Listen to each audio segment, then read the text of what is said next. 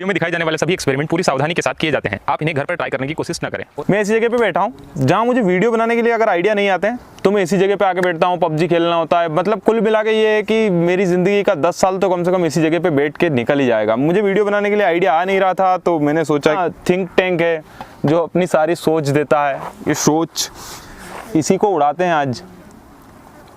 देखते हैं 30 बम लगा देते हैं इसके अंदर। उम्मीद के साथ में शुरू करते हैं वीडियो। लेके आओ बम, उड़ा दो। ठीक है।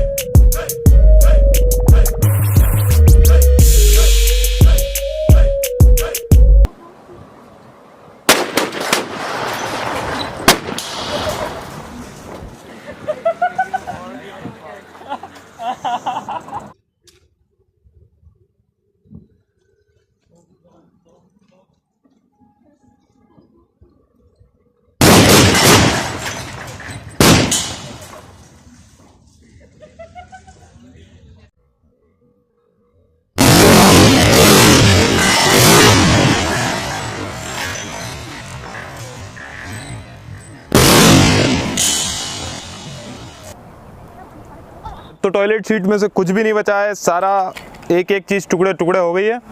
अंत में एक ही बात कहना चाहूँगा कि आंखों पे से हटाओ पट्टी और खुले में ना जाओ टट्टी। चैनल को सब्सक्राइब करो या मत करो, वीडियो को लाइक करो या मत करो, पर खुले में हगना बंद जरूर कर देना। ठीक है भाई, मिलते हैं अगले वीडियो में।